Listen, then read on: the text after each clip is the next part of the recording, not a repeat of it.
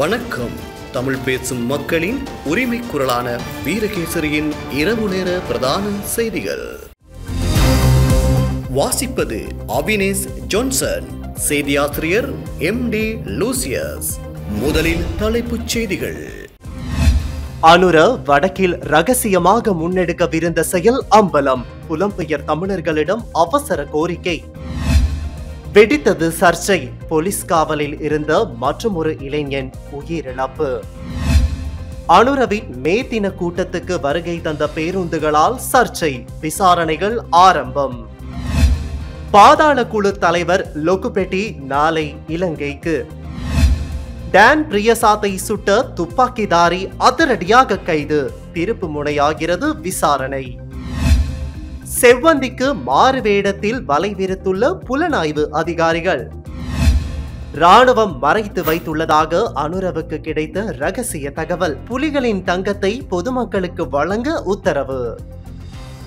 Zuzi, the clothing store. முழு குடும்பத்தினருக்கும் தேவையான அனைத்து ஆடை அணிகலன்களையும் ஒரே இடத்தில் கொள்வனவு செய்யுங்கள்.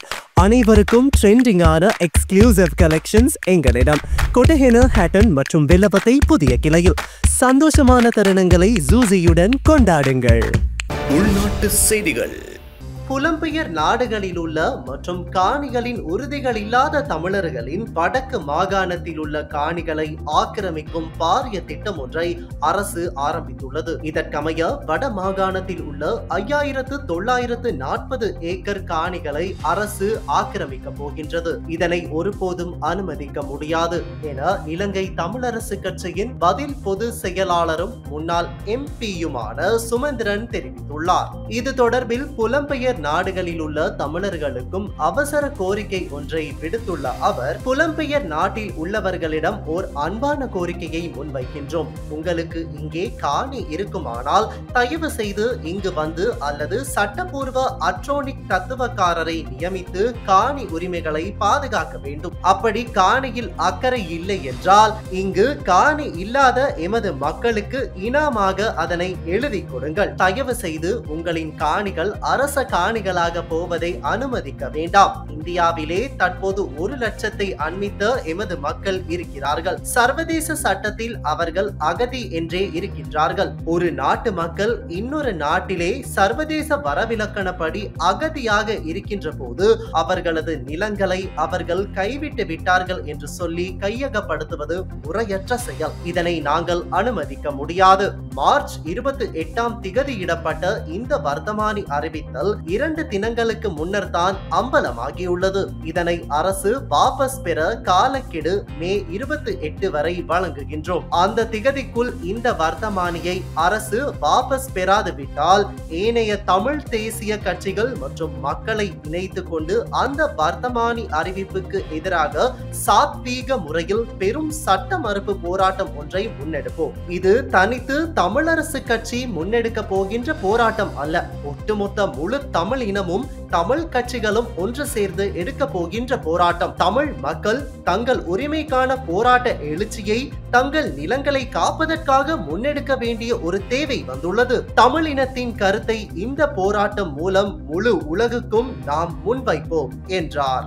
இதே நேரம் வடமராட்சி பிரதேசத்தில் மருதங்கேணியிலிருந்து வன்னியில் முல்லைத்தீவு முள்ளிவாய்க்கால் வரை 6000 ஏக்கர் காணியை சுவீகரிப்பதற்கு அடையாளம் கண்டு இது தொடர்பான வர்த்தமானியையும் தற்போதைய அரசாங்கத்தினர் வெளியிட்டுள்ளனர் என தமிழ் தேசிய மக்கள் முன்னணியின் தலைவரும் பாராளுமன்ற உறுப்பினருமான கஜேந்திரகுமார் பொன்னம்பலம் தெரிவித்துள்ளார். குறிப்பிட்ட சிறிய அளவிலான காணிகளை மாத்திரம் விடுவித்துக் கொண்டு பெரிய அளவிலான காணிகளை அரசாங்கம் சுவீகரிக்கிறது எனவும் அவர் குறிப்பிட்டுள்ளார். அம்பலாங்கொடை கொஸ்கோட பகுதியைச் சேர்ந்த இளைஞர் ஒருவர் போலீசாரால் கைது செய்யப்பட்ட பின்னர் உயிரிழந்த சம்பவம் தொடர்பில் உதவி போலீஸ் அத்தியட்சகர் ஒருவரின் தலைமையில் விசாரணைகள் ஆரம்பிக்கப்பட்டுள்ளன. கொஸ்கோட பகுதியைச் சேர்ந்த 28 வயதுடைய குறித்த இளைஞர் நேற்று முன்தினம் கொஸ்கோட போலீசாரால் கைது செய்யப்பட்டார். போதைப் பொருளுக்கு அடிமையாக இருந்த குறித்த இளைஞர் போலீஸ் நிலையத்தில் சுகவீனம் காரணமாக பலப்பிட்டிய ஆதார வைத்தியசாலையில் அனுமதிக்க தாக்கப்பட்ட பின்னர் நேற்று உயிரிழந்தார். இருப்பினும் குறித்த இளைஞனின் பெற்றோர் தங்கள் மகன் போலீஸ் காவலில் இருந்தபோது தாக்கப்பட்டதாக குற்றம் சாட்டியுள்ளனர். சம்பவம் தொடர்பில் கொஸ்கோட போலீசாரிடம் வினவிய போது குறித்த இளைஞன் அறையில் இருந்தபோது மயங்கி விழுந்ததாக தெரிவிக்கப்பட்டுள்ளது. இதேபோன்று கடந்த மாதம் வெலிக்கடை போலீசாரால் கைது செய்யப்பட்ட பின்னர் தாக்குதலுக்கு உள்ளாகி உயிரிழந்ததாக கூறப்படும் நிமேஷ் சத்சர என்ற இளைஞனின் மரணம் தொடர்பாக நீதிமன்ற விசாரணைகள் தற்போது இடம்பெற்று வருகின்றமையும் குறிப்பிடத்தக்கது. தேசிய மக்கள் சக்தியின் மே தின பேரணிக்காக வருகை தந்த பேருந்துகள் சில அதிவேக நெடுஞ்சாலையில் நிறுத்தி வைக்கப்பட்டிருந்தமை தொடர்பில் போலீசார் விசாரணைகளை ஆரம்பித்துள்ளனர். குறித்த நெடுஞ்சாலையில் நின்று உணவருந்தியமை தொடர்பிலேயே குறித்த பேருந்துகள் தொடர்பில் விசாரணைகள் ஆரம்பிக்கப்பட்டுள்ளன. வெளிப்பண்ண பகுதிக்கு அருகில் குறித்த பேருந்துகளின் சாரதிகள் வீதியில் பேருந்தை நிறுத்தி மதிய உணவு இடைவேளை எடுப்பதை காட்டும் காணொளியானது சமூக ஊடகங்களில் பகிரப்பட்டதை தொடர்ந்து விசாரணைகள் ஆரம்பிக்கப்பட்டுள்ளன. அப்படி நிறுத்தப்பட்டிருந்த பேருந்துகள் மீது சட்ட நடவடிக்கை எடுப்பதாக போலீசார் தெரிவித்துள்ளனர். இந்நிலையில் அதிவேக நெடுஞ்சாலையிலோ அல்லது நெடுஞ்சாலையின் எந்த பகுதியிலோ வாகனங்களை நிறுத்துவது தடை செய்யப்பட்டுள்ளது என்பது குறிப்பிடத்தக்கது. ஒழுங்கமைக்கப்பட்ட குற்ற கும்பலின் உறுப்பினரான சுஜீவ ருவான் குமாரெடி சில்வா எனும் லொகுபெட்டி நாளை நாட்டுக்கு அழைத்து வரப்படவுள்ளதாக தெரிவிக்கப்படுகிறது. லொகுபெட்டி கடந்த வருடம் பெலாரஸ் ராஜ்யத்தின் பாதுகாப்பு பிரிவினால் கைது செய்யப்பட்டுள்ளார். ஆனால் லொகுபெட்டி கைது செய்யப்பட்ட பின்னர் விடுவிக்கப்பட்டதாக தகவல்கள் வெளியாகின. இந்த விடயம் உண்மைக்கு புறம்பானது என போலீசார் தெரிவித்துள்ளனர். இந்நிலையில் பெலாரஸில் கைது செய்யப்பட்டுள்ள லொகுபெட்டியை நாட்டுக்கு அழைத்து வர குற்றப்புலனாய்வு அதிகாரிகள் குழு ஒன்று பெலாரஸுக்கு புறப்பட்டு சென்றுள்ளது. டான் பிரியசாத் கொலையின் துப்பாக்கிதாரியான முக்கிய சந்தேக நபர் கைது செய்யப்பட்டுள்ளதாக போலீசார் தெரிவித்துள்ளனர். கடந்த ஏப்ரல் 22ஆம் தேதி வெல்லம்பிட்டியவில் உள்ள லக்சந்த செவன குடியிருப்பு வளாகத்தில் வைத்து ஸ்ரீலங்கா பொதுஜன பெரமுனவின் உள்ளூராட்சி மன்ற தேர்தல் வேட்பாளரும் நவசிங்களே தேசிய இயக்கத்தின் ஒருங்கிணைப்பாளருமான டான் பிரியசாத் மீது துப்பாக்கி பிரயோகம் மேற்கொள்ளப்பட்டது. துப்பாக்கிச் சூட்டுக்கு இலக்காகி படுகாயமடைந்த டான் பிரியசாத் கொழும்பு தேசிய மருத்துவமனைக்கு கொண்டு செல்லப்பட்ட பின்னர் சிகிச்சை பலனின்றி உயிரிழந்தார். மோட்டார் சைக்கிளில் வந்த 2 துப்பாக்கிதாரிகள் பிஸ்டல் ரக துப்பாக்கியால் துப்பாக்கிச்சூடு நடத்திவிட்டு தப்பிச் சென்றனர். பின்னர் கொலை சம்பவத்துடன் தொடர்புடைய பிரதான சந்தேக நபர் கடந்த மாதம் 24ஆம் தேதி கைது செய்யப்பட்டார். இந்த சம்பவம் தொடர்பாக சுமார் 10 பேரிடம் வாக்குமூலங்கள் பதிவு செய்யப்பட்டுள்ளதாக போலீசார் தெரிவித்துள்ளனர். இந்நிலையில் டான் பிரியசாத் கொலையின் துப்பாக்கிதாரி முக்கிய சந்தேக நபர் நேற்று வெள்ளிக்கிழமை கருவாத்தோட்டம் பகுதியில் வைத்து போலீசாரால் கைது செய்யப்பட்டுள்ளார். இந்த கொலை சம்பவம் நாட்டில் பெரும் அதிர்வலைகளை ஏற்படுத்திய நிலையில் முக்கிய சந்தேக நபரின் கைது விசாரணைக்கு முக்கிய திருப்பு முனையாக அமையும் என எதிர்பார்க்கப்படுகின்றது.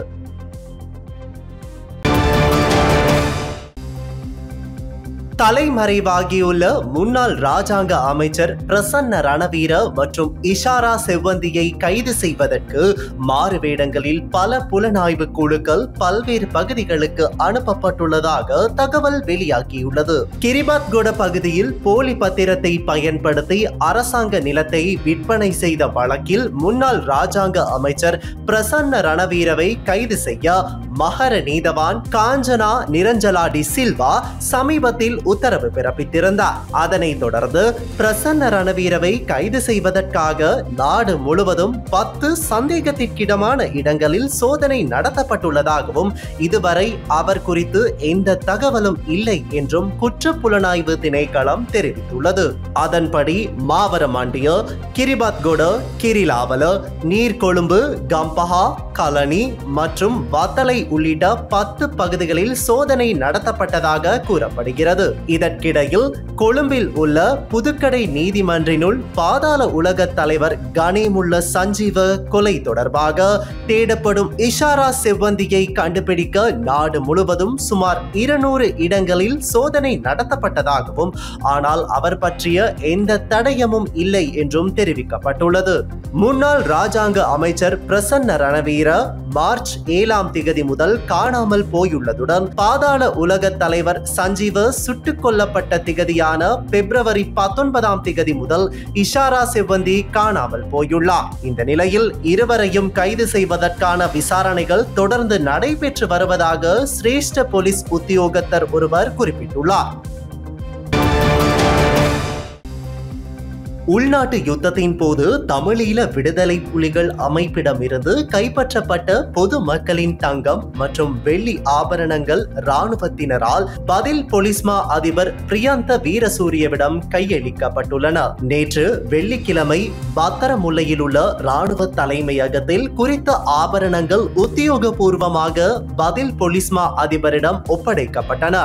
இவ்வாறு இராணுவத்தினரிடமிருந்து பொலிஸ்மா அதிபரால் பொறுப்பேற்கப்பட்ட தங்கம் மற்றும் வெள்ளி என்பனவற்றின் பெறுமதி நீதிமன்ற உத்தரவுக்கமைய தேசிய ரத்தினக்கல் மற்றும் தங்க ஆபரண சபையினால் மதிப்பிடப்படவுள்ளது. இவ்வாறு ஆபரணங்களின் பெறுமதி மதிப்பிடப்பட்ட பின்னர் அவை மத்திய வங்கியிடம் ஒப்படைக்கப்பட உள்ளன. அத்தோடு இவற்றில் தமது ஆபரணங்கள் இருந்தால் பொதுமக்கள் அவற்றை உறுதிப்படுத்தும் பட்சத்தில் அவை அவர்களிடம் கையளிக்கப்படும் என்று இராணுவ தலைமையகம் தெரிவித்துள்ளது. பிரதி பொலிஸ்மா அதிபர் பிரியந்த வீரசூரிய இது தொடர்பில் கருத்து தெரிவிக்கையில் මේ පත්‍රංගයේ සැලකෙන දේපල නිසි පරීක්ෂාවකට ලක් කළා ඒවාගේ තියෙන රත්රන් ප්‍රමාණය සහ ගුණාත්මක භාවය පරීක්ෂා කිරීම සඳහා සරණාභරණ මැණික් සාසරණ අධිකාරී පරීක්ෂා කිරීම කියන අනතුරුව ඉදිරි ක්‍රියාමාර්ග ගැනීමට කටයුතු කරනවා. ஜனாதிபதி செயலாளரினால் ஏப்ரல் 29ஆம் திகதி பாதுகாப்பு செயலாளருக்கு இது தொடர்பில் அறிவித்தல் ஒன்று வழங்கப்பட்டுள்ளது. இராணுவத்தினரிடம் தங்க ஆபரண தொகை காணப்படுவதாக ஜனாதிபதிக்கு தகவல் வழங்கப்பட்டுள்ளது. பாதுகாப்பு செயலாளரினால் இது குறித்து பொதுமக்கள் பாதுகாப்பு அமைச்சின் செயலாளருக்கும் தகவல் வழங்கப்பட்டுள்ளது. அதற்கமைய இது குறித்து உரிய சட்ட நடவடிக்கைகளை முன்னெடுக்குமாறு பொதுமக்கள் பாதுகாப்பு அமைச்சின் செயலாளரினால் எனக்கு பணிப்புரை வழங்கப்பட்டது. அதற்கமைய உரிய சட்ட நடவடிக்கைகளுக்காக இது குறித்து போலீசினால் குற்றப்புலனாய்வு பிரிவுக்கு அறிவிக்கப்பட்டது. அத்தோடு இது தொடர்பில் எடுக்கப்படக்கூடிய சட்ட நடவடிக்கைகள் குறித்து சட்டமா அதிபர் தலைமையில் சட்டமா அதிபர் திணைக்களத்தில் விசேட கலந்துரையாடல் ஒன்றும் இடம்பெற்றது. சட்டமா அதிபரால் வழங்கப்பட்ட ஆலோசனைக்கமைய எதிர்வரும் தினங்களில் நீதிமன்றத்துக்கு அறிவித்து அதற்கமைய விசாரணைகள் முன்னெடுக்கப்பட உள்ளன. அத்தோடு அவற்றின் எடை, தரம் மற்றும் பெறுமதி என்பனவும் மதிப்பிடப்பட உள்ளன என்றார். குறித்த தங்க மற்றும் வெள்ளி ஆபரணங்களின் எடை மற்றும் பெறுமதி தம்மால் மதிப்பிடப்படவில்லை என்றும் தேசிய ரத்தினக்கல் மற்றும் தங்க ஆபரண சபையினால் சட்ட ரீதியாக இவை மதிப்பிடப்படும் என்றும் இராணுவ தலைமையகம் தெரிவித்துள்ளது.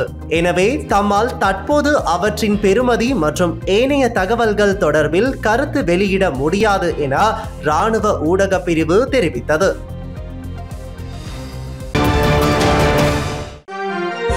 அடுத்ததாக கடந்த 2 மாத கால பகுதியில் நாடு முழுவதும் சுமார் 330க்கும் மேற்பட்ட சட்டவிரோத ஆயுதங்கள் போலீசாரினால் கைப்பற்றப்பட்டுள்ளன. கடந்த பிப்ரவரி தொடக்கம் சட்டவிரோத ஆயுதங்களை கைப்பற்றும் வகையில் போலீசார் விசேட சோதனை நடவடிக்கையொன்றை மேற்கொண்டு வருகின்றனர். சட்டவிரோத ஆயுதங்கள் தொடர்பில் தகவல் வழங்கும் பொதுமக்களுக்கும் கணிசமான பரிசு தொகையும் அறிவிக்கப்பட்டுள்ளது. இதன் பலனாக கடந்த 2 மாத கால பகுதிக்குள் 330 அதிகமான சட்டவிரோத ஆயுதங்களை நாடு முழுவதிலும் இருந்து கைப்பற்றப்பட்டுள்ளது. இவற்றில் வெளிநாட்டு தயாரிப்பு ஆயுதங்கள் மட்டுமன்றி உள்நாட்டில் தயாரிக்கப்பட்ட ஆயுதங்களும் உள்ளடங்கி இருப்பதாக போலீசார் குறிப்பிட்டுள்ளனர். சீகிரியா போலீஸ் பிரிவிற்குட்பட்ட பகுதியில் நேற்று இரவு நபர் ஒருவர் கூரிய ஆயுதத்தால் தாக்கப்பட்டு கொலை செய்யப்பட்டுள்ளதாக போலீசார் தெரிவித்துள்ளனர். இறுதிச் சடங்கில் கலந்து கொள்ள வந்த ஒருவரை மற்றொரு நபர் தாக்கி கொன்றதாக தெரிவிக்கப்பட்டுள்ளது. உயிரிழந்தவர் ஹென் வலயகம கிம்பிச பகுதியைச் சேர்ந்த 55 வயதுடையவர் என அடையாளம் காணப்பட்டுள்ளார். எதிர்வரும் 6ஆம் மற்றும் 7ஆம் திகதிகளில் ஆட்களை பதிவு செய்யும் திணைக்களத்தின் தலைமை அலுவலகம் மற்றும் மாகாண அலுவலகங்களில் ஒருநாள் சேவை உள்ளிட்ட ஏனைய அனைத்து சேவைகளும் இடம்பெறாது என ஆட்களை பதிவு செய்யும் திணைக்களம் பொதுமக்களுக்கு அறிவித்துள்ளது. விசேட அறிக்கை ஒன்றை வெளியிட்டு அந்த திணைக்களம் இதனை அறிவித்துள்ளது. தேர்தல் பிரச்சார அமைதி காலம் இன்று நள்ளிரவு முதல் அமலுக்கு வருகின்றது. இதன்படி உள்ளூராட்சி மன்ற தேர்தல் தொடர்பான அனைத்து பிரச்சார நடவடிக்கைகளும் இன்று நள்ளிரவுடன் நிறைவடையும் என தேர்தல்கள் ஆணைக்குழுவின் தலைவர் RMAL ரத்நாயக்க தெரிவித்துள்ளார். எதிர்வரும் 6ஆம் திகதி உள்ளூராட்சி மன்ற தேர்தல் நடைபெறவுள்ள நிலையிலேயே இந்த விடயம் தெரிவிக்கப்பட்டுள்ளது. உலக ஊடக சுதந்திர தினமானது ஒவ்வொரு வருடமும் மே மாதம் 3ஆம் திகதி கடைபிடிக்கப்படுகிறது. 1991ஆம் ஆண்டு யுனெஸ்கோ அமைப்பின் 26வது பொதுக்கூட்டத்தில் சிபாரிசு செய்யப்பட்ட உலகின் சகல பிராந்தியங்களுக்குமான பேச்சு மற்றும் கருத்து வெளியீட்டு சுதந்திரத்துக்கானதும் ஊடக சுதந்திரத்தினதும் பாதுகாப்புக்கும் மேம்படுத்தலுக்குமான ஆணை என்ற தொனிப்பொருளில் பரிந்துரைக்கப்பட்ட கட்டளையின் நிமித்தமாக இத்தினம் உருவான குறிப்பிடத்தக்கது. காஷ்மீரில் சமீபத்தில் நடந்த பயங்கரவாத தாக்குதல் தொடர்பாக இந்த வாரம் தமது வளாகத்தின் முன் நடைபெற்ற போராட்டங்களுக்கு பதிலளிக்க போவதில்லை என்று கொழும்பில் உள்ள பாகிஸ்தான் உயர் ஸ்தானிகர் ஆலயம் அறிவித்துள்ளது. பாகிஸ்தான் உயர் ஸ்தானிகர் ஆலயத்தின் செய்தி தொடர்பாளர் வெளியிட்டுள்ள அறிக்கையிலேயே இந்த விடயம் தெரிவிக்கப்பட்டுள்ளது. அதில் அப்பாவி மக்களை போராட்டத்தில் பங்கேற்க தூண்டியது மற்றும் நிதியுதவி செய்தது யார் என்பது ஒரு ரகசியமில்லை என்றும் தெரிவிக்கப்பட்டுள்ளது. அத்துடன் போராட்டத்தில் பங்கேற்றிய பெரும்பாலான மக்களுக்கு எதற்கு அங்கு வந்தார்கள், ஏன் அங்கே இருந்தார்கள் என்பது கூட தெரியாது என்றும் அறிக்கையில் கூறப்பட்டுள்ளது. இந்த நிலையில் இலங்கையின் அமைதியான மற்றும் சகோதரத்துவ மக்களின் அன்றாட வாழ்க்கையை சீர்குலைக்கும் போராட்டங்களை நடத்துவது உட்பட எந்த ஒரு நடவடிக்கையிலும் பாகிஸ்தான் பங்கேற்க விரும்பவில்லை என்று செய்தி தொடர்பாளர் மேலும் கூறியுள்ளார். காஷ்மீரில் பஹல்கம் தாக்குதல் தொடர்பாக புதன்கிழமை மற்றும் நேற்று வெள்ளிக்கிழமை கொழும்பில் உள்ள பாகிஸ்தான் உயர் ஸ்தானிகர் ஆலயம் முன் நடைபெற்ற போராட்டங்களுக்கு பதில் அளிக்கும் வகையில் இந்த அறிக்கை வெளியாகியுள்ளமை குறிப்பிடத்தக்கது. வெளிநாட்டு செய்திகள். போர் விமானங்களை தரையிறக்கும் ஒத்திகையை இந்திய விமானப்படை ஆரம்பித்துள்ளதாக சர்வதேச ஊடகங்கள் செய்தி வெளியிட்டுள்ளன. இதன்படி உத்தரப்பிரதேச மாநிலம் பிரக்யக்ராஜ் மீரட் இடையேயான கங்கா விரைவு சாலையில் புதிதாக கட்டமைக்கப்பட்டுள்ள 3.5 கிலோமீட்டர் நீள அவசர கால ஓடுதளத்தில் முதல் முறையாக போர் விமானங்களை தரையிறக்கும் ஒத்திகையை இந்திய விமானப்படை ஆரம்பித்துள்ளதாக குறிப்பிடப்பட்டுள்ளது. போர் மற்றும் அவசர காலங்களில் பயன்படுத்தக்கூடிய இந்த ஓடுதளத்தில் பகலில் மட்டுமல்லாது இரவிலும் போர் விமானங்கள் தரையிறங்க முடியும் என தெரிவிக்கப்படுகின்றது. இந்தியா மற்றும் பாகிஸ்தான் இடையே பதற்றமான சூழல் நீடித்து வரும் நிலையில் போர் விமானங்களின் ஒத்திகை முக்கியத்துவம் பெற்றுள்ளது. விமானப்படையின் தயார் நிலையை உறுதி செய்வதில் முக்கிய மைல்கல்லாகவும் இது அமைந்துள்ளதாக குறிப்பிடப்பட்டுள்ளது. உத்தரப்பிரதேசத்தில் ஏற்கனவே லக்னோ, ஆக்ரா, பூர்வாஞ்சல், புந்தில்கண்ட் ஆகிய 3 விரைவு சாலைகளில் போர் விமானங்களை தரையிறக்கும் வகையில் அவசர கால ஓடுதளங்கள் கட்டமைக்கப்பட்டுள்ளன. இந்த 3 ஓடுதளங்களிலும் பகல் நேரத்தில் மாத்திரமே போர் விமானங்களை தரையிறக்க முடியும். இருப்பினும் கங்கா விரைவு சாலையில் இரவிலும் போர் விமானங்களை தரையிறக்கும் வசதியுடன் அவசர கால ஓடுபாதை கட்டமைக்கப்பட்டுள்ளது. இதன் மூலம் போர் விமானங்கள் பகலில் மாத்திரமின்றி இரவிலும் தரையிறக்க தரையிறங்கக்கூடிய நாட்டின் முதல் விரைவு சாலை என்ற சிறப்பை கங்கா விரைவு சாலை பெற்றுள்ளது. இச்சாலையில் 3.5 கிலோமீட்டர் நீள அவசர கால ஓடுபாதை கட்டமைப்பு பணிகள் அண்மையில் நிறைவடைந்த நிலையில் போர் விமானங்களை தரையிறக்குதல், தாழ்வாக பறத்தல் மற்றும் புறப்படுதலை பரிசோதிக்கும் 2 நாள் ஒத்திகையை இந்திய விமானப்படை ஆரம்பித்துள்ளது. பாகிஸ்தான் ஆதரவு காஷ்மீரில் உள்ள 1000 பாடசாலைகளை மூட பாகிஸ்தான் அரசு உத்தரவு பிறப்பித்துள்ளதாகவும், அது மாத்திரமன்றி பொதுமக்கள் உணவுப் பொருட்கள் மற்றும் ரேஷன் பொருட்களை இப்போதே சேமித்து வைத்துக் கொள்ளுங்கள் என்றும் எச்சரிக்கை விடுத்துள்ளதாக வெளிவந்திருக்கும் தகவல் பரபரப்பை ஏற்படுத்தியுள்ளது. காஷ்மீரில் நடந்த பயங்கரவாத தாக்குதலுக்கு பதிலடியாக இந்தியா எப்போது வேண்டுமானாலும் பாகிஸ்தானை தாக்கும் என்று எதிர்பார்க்கப்படுகிறது. குறிப்பாக பாகிஸ்தான் ஆக்கிரமிப்பு காஷ்மீர் மீது தான் முதல் தாக்குதல் இருக்கும் என்று கூறப்படுகிறது. இந்த நிலையில் பாகிஸ்தான் ஆதரவு காஷ்மீர் பகுதியில் உள்ள 1000 மதரசா என்ற பாடசாலைகளை மூட உத்தரவு பிறப்பித்துள்ளதாகவும், இஸ்லாமிய மதம் குறித்து பயிற்றுவிக்கப்படும் பாடசாலைகளை இந்தியா தாக்க வாய்ப்பு இருப்பதாகவும் பாகிஸ்தான் தெரிவித்துள்ளது. எனவேதான் உடனடியாக இந்த பாடசாலைகளை மூட உத்தரவு பிறப்பித்துள்ளது என்பது குறிப்பிடத்தக்கது. அது மட்டுமன்றி பாகிஸ்தான் ஆதரவு காஷ்மீரில் உள்ள பொதுமக்கள் உள்பட அனைத்து பாகிஸ்தானியர்களும் உணவுப் பொருட்களை இப்போதே சேமித்து வைத்துக் கொள்ளுங்கள் என்றும், போர் தொடங்கிவிட்டால் உணவுப் பொருட்களுக்கு பற்றாக்குறை ஏற்பட வாய்ப்பு இருப்பதாகவும் அறிவுரைத்துள்ளதாக தகவல் வெளியாகியுள்ளது. இதே நேரம் பாகிஸ்தானை இந்தியா தாக்கினால் இந்தியாவில் உள்ள வடகிழக்கு மாநிலங்களை தாக்கி அந்த மாநிலங்களை கைப்பற்றுவோம் என முன்னாள் பங்களாதேஷ் ராணுவ அதிகாரி ஒருவர் தனது சமூக வலைதளத்தில் பதிவு செய்திருப்பது பரபரப்பை ஏற்படுத்தியுள்ளது. இந்தியாவை பொறுத்தவரை அந்த 7 மாநிலங்களுக்கு கடல் வழியாக செல்ல முடியாது என்றும், அவை நிலப்பரப்பின்படி பங்களாதேஷுக்கு சொந்தமானது என்றும், எனவே சீன உதவியுடன் அந்த 7 மாநிலங்களை கைப்பற்றுவோம் என்று கூறியுள்ளார். ஆனால் அவரது கூற்றை பங்களாதேஷ் அரசு மறுத்து உள்ளது. அது அவரது தனிப்பட்ட கருத்து என்றும், பங்களாதேஷை பொறுத்தவரை இந்தியாவுடன் நட்புறவை நாடுவதை விரும்புகிறது என்றும் பங்களாதேஷ் தெரிவித்துள்ளது.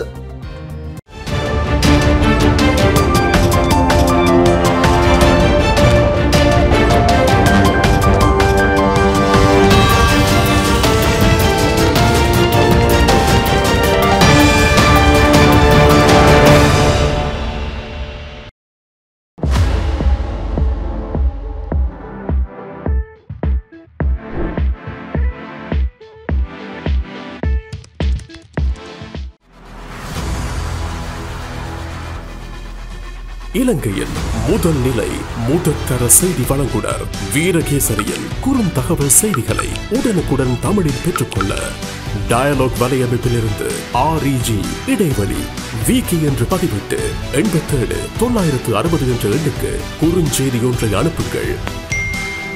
வீரகேசரி செய்தியுடன் இணைந்திருங்கள்.